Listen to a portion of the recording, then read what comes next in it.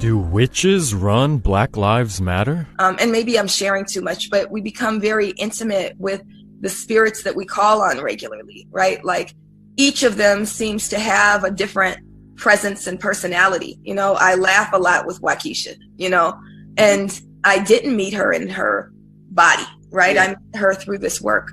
It's a very important practice. Hashtags are way more than a hashtag. It is literally almost resurrecting a spirit so they can work through us to get the work that we need to get done.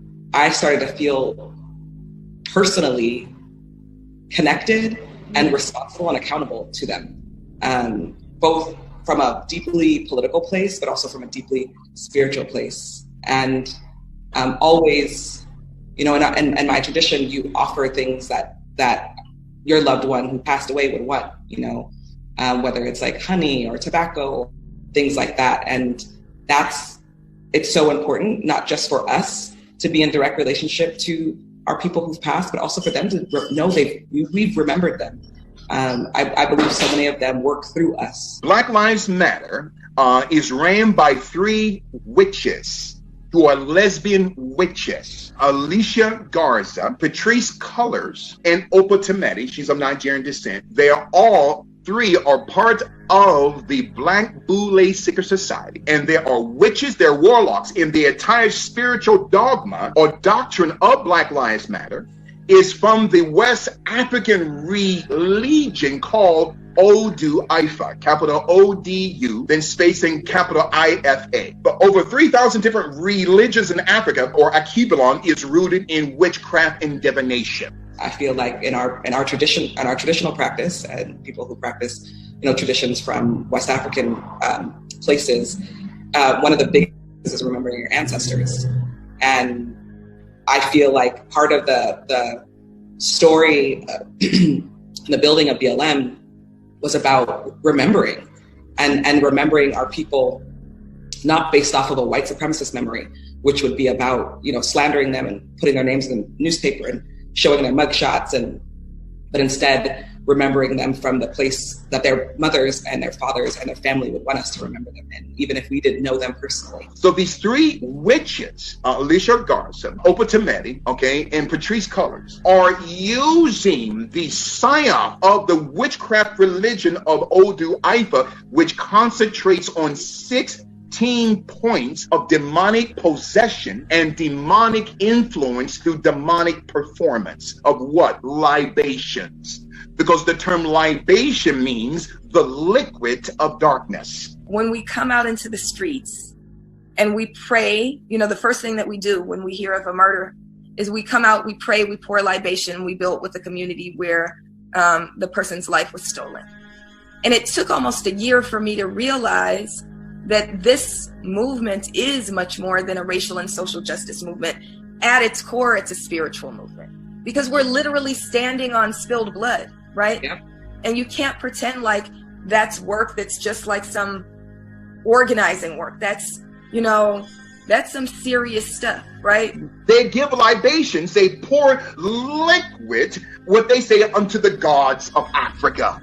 It's all built on witchcraft. When we say the names, right? So we speak their names, we say her name, say their names. We do that all the time, that you kind of invoke that spirit, and then those spirits actually become present with you, right? So then Black Lives Matter has 16 chapters in the United States and in Canada, which each chapter represents a name of a god or goddess in the Ifu religion called Odu Ifu, which has 16 points, 16 chapters of demonic possession. Black Lives Matter, they're operating through both omnikinesis and telekinesis. It's witchcraft. Wherever they go to create mayhem and destruction, they send witches, and every satellite head, every person of these 16 chapters of Black Lives Matter, they are a witch and a warlock. So with Black Lives Matter, they have molded themselves after a serpentine psychology.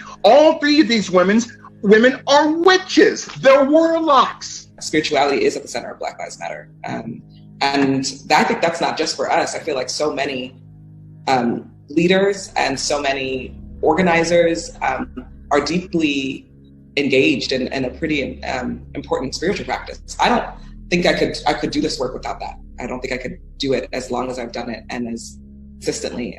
It feels like if I didn't do that, it would be antithetical to this work. To defeat Black Lives Matter, to defeat the ANC, you can't defeat these organizations through the barrel of a gun. You can only defeat the ANC and Black Lives Matter through spiritual warfare. In the Bible, both the Old and New Testament, it's clear that when we die, we no longer have cognitive thought, or, obviously, the ability to communicate, as if we are asleep. But man dieth and wasteth away. Man giveth up the ghost, and where is he? As the waters fail from the sea, and the flood decayeth and drieth up, so man lieth down, and riseth not, till the heavens be no more. They shall not awake, nor be raised out of their sleep. Job 14:10-12. So, if the founders and leaders of Black Lives Matter are in fact communicating and speaking with spirits or entities, who are they talking to? Demons? Or are they just talking to themselves? Whether actual contact is made or not, these sort of practices are forbidden by God, as clearly described in Deuteronomy 18:10-12. There shall not be found among you anyone that useth divination, or an enchanter, or a witch, or a charmer, or a consulter with familiar spirits. For all that do these things are an abomination unto the Lord. Again, is Black Lives Matter run by witches, or just crazy